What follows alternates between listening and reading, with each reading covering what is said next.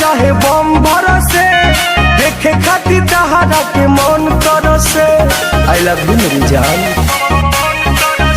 अरे बारा खबर से चाहे बम भरोसे देखे खातिर दहाड़ा के मन करसे। कब छुट्टी मेरा दोस्त ये जानू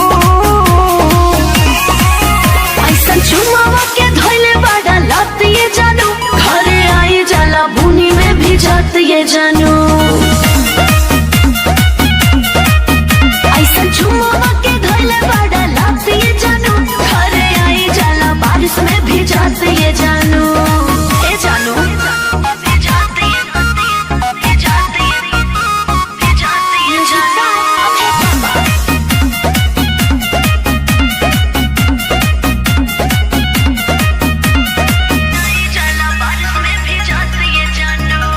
कट जाता बिजली मोबाइल बाटे बन हो। बात करे खातिर हमार तोरो सता मन हो। बात नहीं मानो तारा के तना हो बराजी। ऐसे जे करो बात लग जाई सरदी। असंग पानी चलो छोट ये जानू। ऐसा चुमावा के धोइले बड़ा लत ये जानू। घरे आई जाला बुनी में भेजाते ये जानू। चुमावा के धोइले बड़ा लत ये जानू। घरे आई जाला बारिश में भी जाते ये जानू। ना सुधरवा आई जाला बारिश में भी जाते ये जानू। घरे आई जाला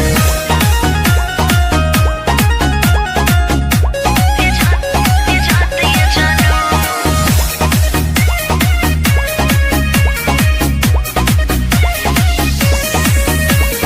जब ले न करबू तू हमसे बियाह हो। अबले तो करम हम तारा के तबाह हो।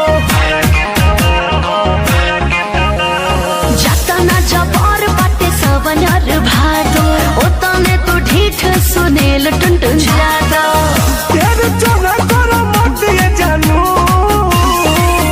ऐसा चुम्मा के धोइले बड़ा लात ये जानू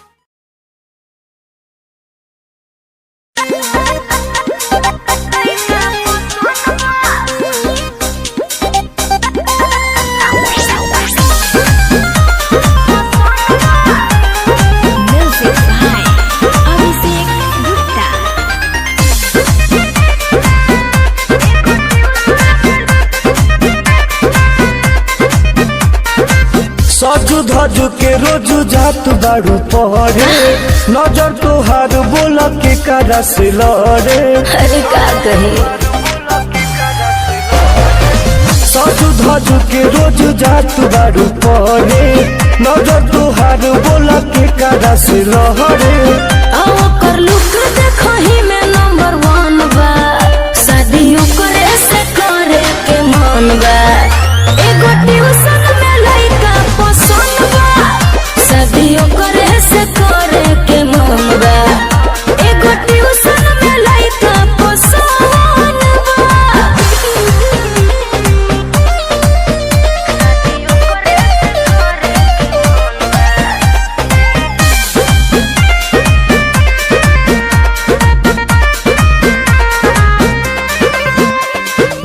पड़ल बा पीछे ओ लागल बताहे में लगता धोली ही हमरा के बाही में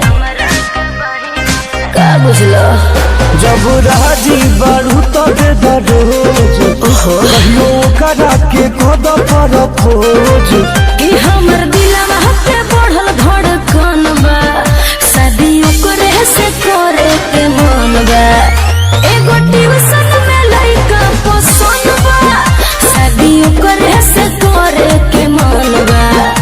एगो ट्यूशन में लइका पसंद बा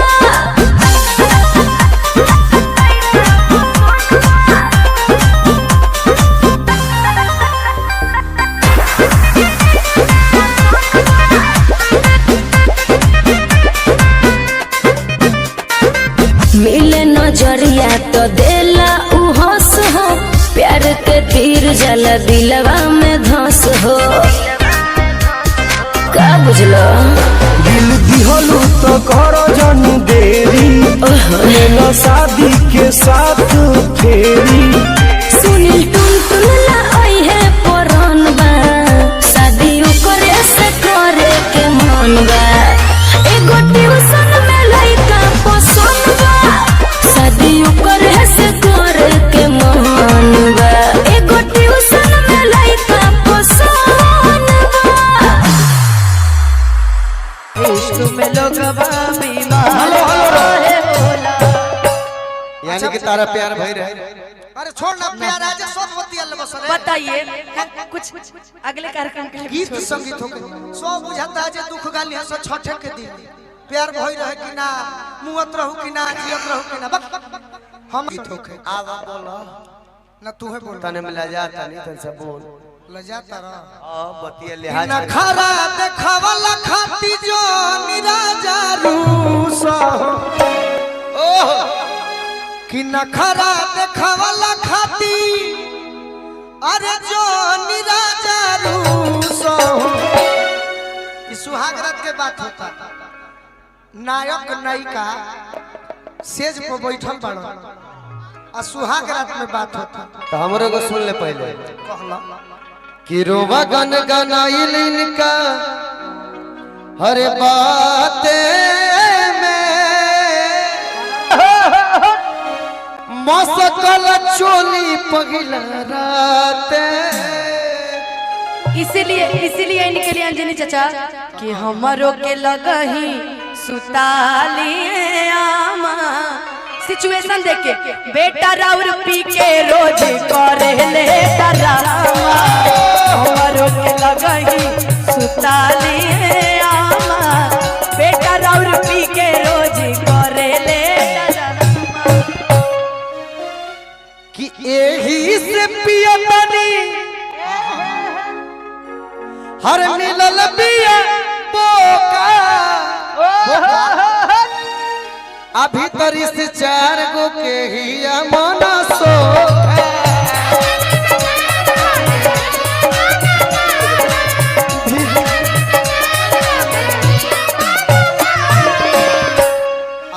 कितना सुंदर प्रसंग। हाँ अंजनी भैया कि रौरे किरिए का कहतनी हम ए राजा कहियो माहुर खाके मार जाई पियल ना छोड़ब त कुछ अब कर जाई ए राजा कहियो माहुर खाके मार जाई पियल ना छोड़ब त कुछ अब कर जाई। का करूं अब तनी गोलू जी कुछ कहेंगे। गोलू जी ना कहलो अब हम सुनी। अबे दोनों जानी कहलो हम सुनी। कि गोरकी समरकी के देखनी आई दोनों खातिर बुझोनिया बा बुझे के बा कंपटीशन मतलब ये होला कि दोनों और बार बिछावा में फाटल देखनी है ना वो हम बाउर ना बोले लेकिन बोले लगब तो पाइए जी बोलो कि गोरकी समरकी के देखनी आप बाउर बोलिएगा ना आप अगर आप बाउर मैं कुछ गा नहीं रही हूँ। अगर आप बाउर बोलिएगा ना तो ना मेरा घाटा है ना उनका। आप अपने संस्कार को प्रदर्शित कीजिएगा। इसलिए एक लड़की के सामने उतना ही बोलिएगा जितना अच्छा लगे। चंदन यादव जी है ना ताका बस कह दिया ना चलो कहे कि ओ मेरा हे लाला का के दाग बिछावा में फाटल देखनी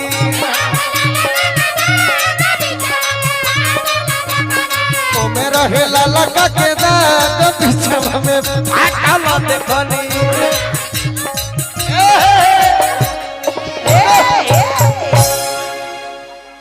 कि चले लुडहरिया ताना दी बिचनैया हिलोर मारे चले लुडहरिया ताना दी बिचनैया हिलोर मारे करी हैया ए गोरी हिलोर मारे करी हैया ए गोरी हिलोर मारे। अब तू कुछ बोला ना दोनों जानी के ना ना तू बोला। अब एक बार तू बोला। हम बोली। हाँ बोला अनुपमा के चाहता कि हम बोली भाई हाथ उठा के बताओ सब तू चाहता रही। हाँ बोलिए। क्या आइए आपको ओरिजिनल लवली चलते हैं। सबका इन्होंने भी अच्छा गाया। देखो मंच पर बहुत ऐसा गीत होला। गोरखपुर तार घर बात आरा जिला बक्सर जिला छपरा में ठेठ भोजपुरी बोलल जाला। एने के जितना भी गाना बा उ दू अर्थी गाना बहुत बा। चंदन के गाना भी निमन रहे। जैसे वो हम गाना गाइला नु कि सासता ना कसी है तो ओकरे ही भाव बा तो बुरा ना मानल जाला। गीत के जब सुनत आदत हो जाई। एक मिनट बाबू उस सिंदूर हो जोन हम कहनी है हमको ऑलरेडी पता है लेकिन आपने उसके पहले एक वर्ड बोला है कि बाउर हम हो गा सकेला बाकी नहीं खीगा तो ही कहनी है कि अगर बाउर नहीं है तब अपने आप को प्रदर्शित करेंगे मुझे कुछ नहीं होगा। आपने उसके पहले एक वर्ड बोला था उस पे मैंने बोला है वो तो अपने आप कि बैठ के दुआरिया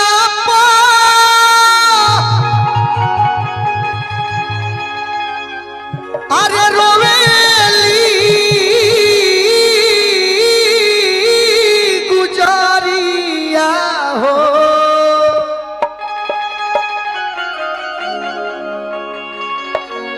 भेजल ना पातावा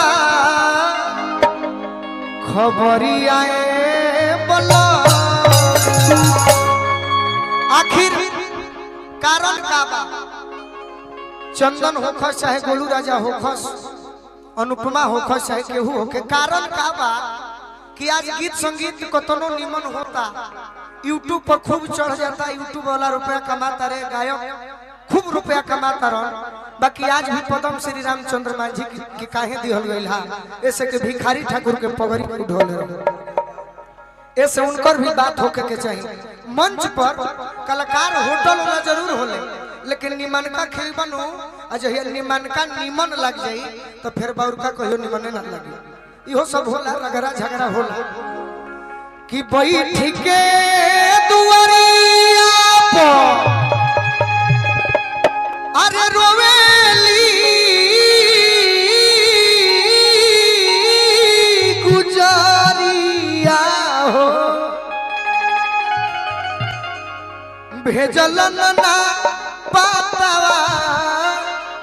तनी मनी अंजनी चाचा टाकी लगा ले तो औरी सज जाए ना आज तो लगावे के परी जहाँ राउर भतीजा होखे कलाकार सब निमन बने हम जानो तनी के रौरा ई सब पसंद ना हो बाकी सब मालिक के श्रोता बड़न तो कुछ वही में निमनो होई बाउरो होई यही में चलत रही कह तारी की घनी बसवरिया में अरे कोई लरिया जो बोले आज से हम अनुपमा से भी एगो शिकायत करो आई कमी सबका में हो सकता कि कहीं भी अगर केहू जोरे खड़ा तू हुई हनो तो बस गीत गावे से मतलब रखे के बा गीत के जवाब परिचय आज झगड़ा कोइले पर हो तो बात के अगर बात के जवाब बात से दिया लो तो फिर माहौल अजीब तरीका के बन जाला ऐसे कहीं भी जाए के बाद आज राधे श्याम बाबा नियन परिवार टूना मिसिस गीत संगीत दुगोला मुकाबला सब होला गीत से गीत बस गा के ओकरा बाद विदाई लेके घरे फिर अगला के दिन सोचे के बा कि कल हमारा कितना सुंदर कार्यक्रम करेगा गीत संगीत से बस मतलब रखे के बा ये तो कह दिया बाप कहिए ना ऐसे ऐसे ना रहा बाप कहिए कुछ हम हाँ बाप कहिए हम तो बहुत खतरनाक है कहो खतरनाक के जरूरत है ना वो है ना वो अच्छा बोलिए ये अनुपमा जादव जैसे हम प्यार कर ले रहे हैं कइले रहा हाँ अब लेकिन नहीं थे मान ला कि जैसे जैसे समय बदलला वैसे वैसे प्यारो बदलला लेकिन हम सुननी है इनकर एंगेजमेंट हो रहल बा जनवरी में बादशाह हम यादव तले जी। कह कि जहिया बारात तो हरियाई सनम डीजे लगा के गरियाई जहिया बारात तो हरियाई हेलो केकरा खाती कहत बारू इनके लिए जब बारात लेके जाएंगे ना तो हम तोरा ई डीजे कहे के चाहिए रे पगला बोल जदी करत होइबू हमारा से प्यार खतर फिर जन जई हो हमारा से प्यार खतर फिर जन जई हो जन जई हो जन जई हो लेकिन चलो ठीक है हमरा के केहू और पसंद कैले बा बाकी एक बार सुनो कि जब याद सताए तुझे यार हमारी गलियां जाना तुझे यार हमारी गलियां अब अच्छा देखो भोजपुरी में कैसे कहा हम लाजे लहजे नहीं कहो लड़की है ना नहीं तो आज अच्छा चीज बोलिएगा जदी करत होइबू हमारा से प्यार भतर फिर जन जई हो हमारा से प्यार भतर फिर देखो बरिसवन एगो गांव बा विकी भैया बरिसवन आ बरिसवन के मेहरारू भी बड़ी लयदार होली सो कुदर बेट बजा दी है सो डालडा के ढोलको पनु अरे जन जई हो तो जदी करत होइबू हमारा से प्यार भतर फिर जन जई हो अरे कह दोस्त हम हमेशा एक बात कही ना ना हमारा खाती जान हम के घाटी कहता नहीं तो ही से प्यार कैले रहे अभी लेकिन अभी तू दबा की जनती जे हो अरे जइबे सत भतरी त दिलवा न तोरा से लगावती कि झूठ बोले कौवा काटे काले कौवे से डरियो आज तुझको मैं बतलाऊंगी तुम देखते रहियो आज तुझको मैं बतलाऊंगी तुम देखते तू दबा तारा रुक अगर झूठ हमरा अगर झूठ से बोली कुछ नहीं बोला। अगर झूठ बोली तो हमारे क्रिया खा जाए हैं क्रिया खा जाए क्या क्रिया खाए कि हमसे प्यार ना करता शिवलिंग नहीं शिवलिंग के क्रिया खा आए कि एगो नहीं दूगो नहीं हो खबे छी हो तरी आहा हम का कही कहा इनकर दिल टूटल बा ऐसे आज इनकर मुंह से अजीब अजीब बात कर लेकिन चली कोनो बात नहीं केकर दिल टूटल बा? इनकर ए कि ओ करे फेरा में तू तक हाथ बड़ा क्रिया अरे रोज जाके साटा तारा दूसरे के भिरिया फोन को के गाड़ी दे देहब कैसे कि हम त फोन करके गाड़ी देहब कैसे चल हम तो दूसरा जोरे हमरा तो प्यार मोहब्बत दूसरा जोरे हो गए मान के चली गोलू राजा नियन हो गए बाकी तू एक बात याद रखना गलती बतियाओ तो कि रे पगला रे अब ते जियबे कैसे मजनुआ रे अब ते जियबे कैसे अपन फाटल करे जवाब के जियबे कैसे अपन फाटल करे जवाब के जियबे कैसे ए चंदन रे अब ते जियबे कैसे ए चंदन रे अब ते जियबे कैसे कि कबो हिलाई अरे कबो बतियाई कबो हिलाई माने फोनवा निमन ये हिस्सा है पाजी अब हमारे अब छोड़ के चलिए गए तो उहे ना उपाय बा तारा भी सब नहीं सब अब छोड़ के चल गए तो कौन उपाय बा आओ अनुपमा इधर आओ हां फोटो तड़े पोटत नहीं की तोहरो फेर में नहीं की हम फेरा में रही हां लोग ये लड़की बहुत शरीफ है हां सुना देखो मित्र सुदामा मित्र सुदामा बोल आज तक गोलू राजा के फेरा में दुनिया लगल बा लइका चाहे लड़की तोरा भी शब्द नहीं खेत देख लगल भइल वाला तू ही सुघर तारा फेर में लड़का लगल बा लड़की तू घर नहीं खुल लगल हो हैं प्यार बाकी ना हां तो डिक्की ले ले बड़े तोरा फेर में कौन भरे अरे डिकी बा और ये जाइए तो मर जाए या तोड़िए जाइए तो मर जाए हट बात कह दे बोल अब हम मूड में नहीं खीना तो अनुपमा खिसिया जाती देखो सब देख के तरी बोलल जाला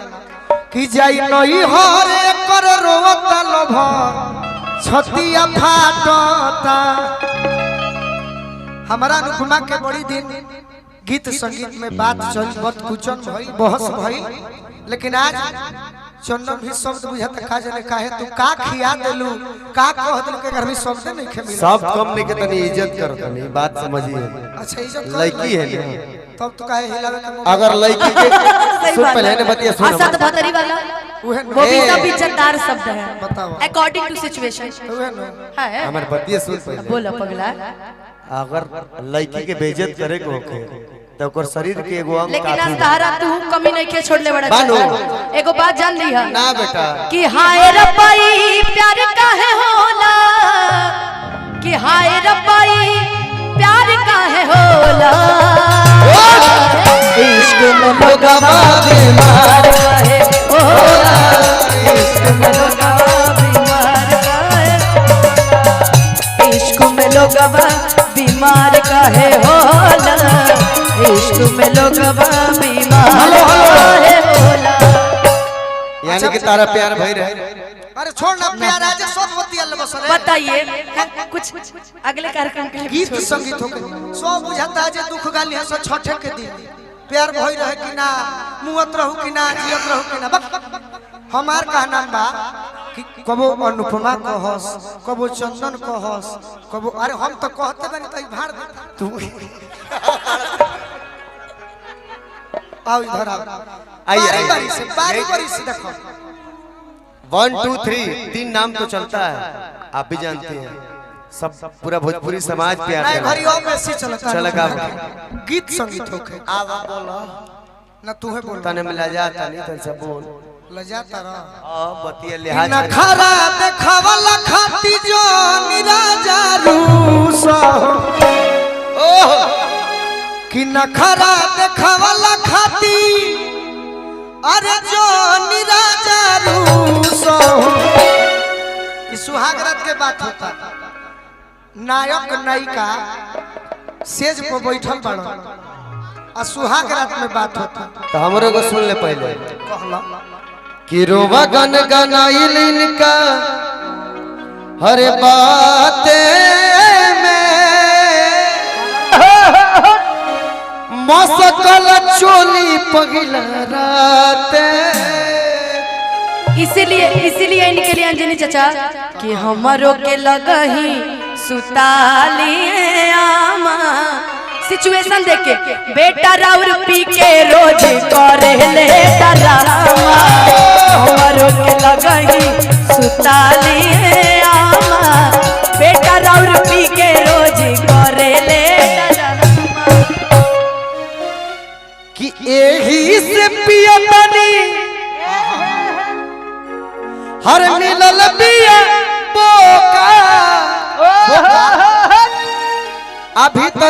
चार गो के हिया मन सोखा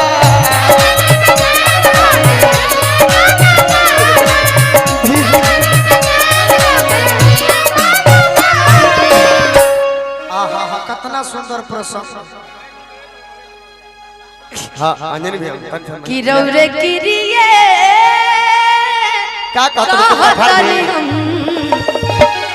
ए राजा कहियो माहुर खाके मार जाई पियल ना छोड़ब त कुछ कर जाई ए राजा कहियो माहुर खाके मार जाई पियल ना छोड़ब त कुछ कर जाई क्या करूँ